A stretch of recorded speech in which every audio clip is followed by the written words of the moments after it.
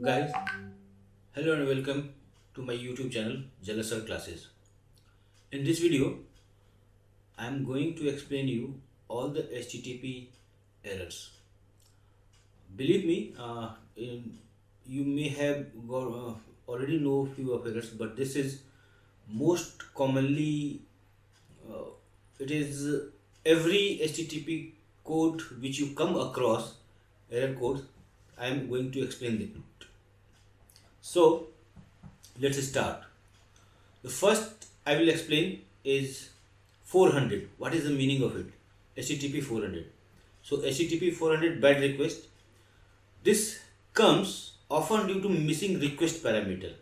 Say in your request parameter you are missing one or two parameters which is very important. Then only it is coming uh, HTTP 400.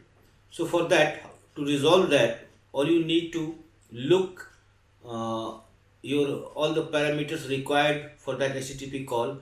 Maybe your parameter name is wrong, or maybe you are not passing the value as it is required, or some syntax error, maybe some spelling mistakes. That can also happen in 400.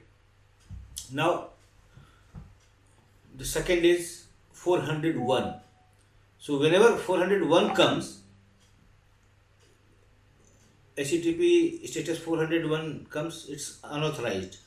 It means an invalid token or user ID or password that is not correct. Maybe your user ID is not correct, maybe your token has expired, or maybe both of them security parameters are not correct.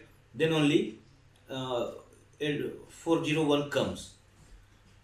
So whenever 401 comes, think about that this is the problem and how can I resolve it. Third is 403, that is forbidden. So when forbidden comes, it means your user ID password is success, but the method or the resource you are trying to use it, maybe that service your user doesn't have permission on the call side of the servers, where you are calling, that your user ID or password doesn't have permission to access those resources. So that time it comes forbidden, 403 forbidden. So maybe rights issue or permission issue is there. So think about in that particular direction. 404 comes, then it means that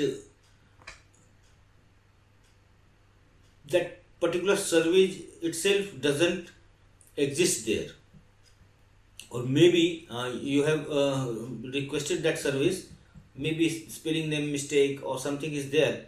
So think about that, which is your URL, complete URL destination, and the resource you want to access through that URL, is that correct?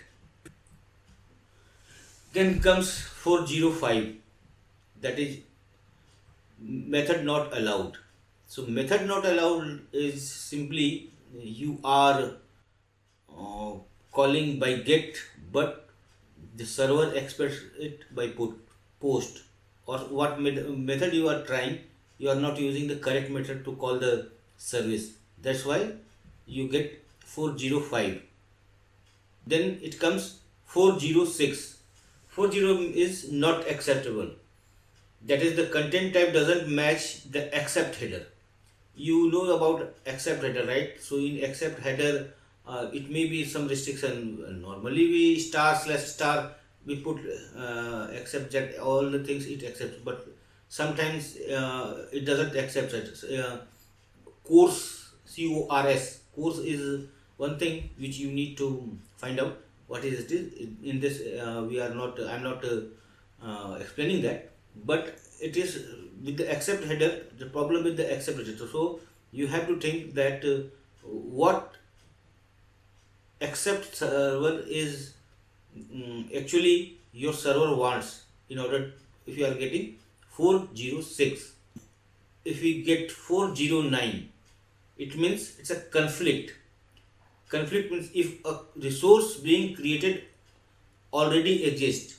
Say you have 409 comes whenever you are trying to create something, trying to pass a data which already which should be unique, and if already unique with the unique value it's been created, it won't allow you to create again. So that time you will get 409. Then it comes 415. 415 is unsupported media type. What does it mean? For unsupported media, see, you pass the content type application JSON or content type application XML. So if your server is expecting application JSON and you are passing the data on application XML, so it will give you error 415. So, and then error 500 means these all things are there, but 500 server error means something went wrong on the server, means your application is there but maybe particular service is not running, or it's something problem with the server.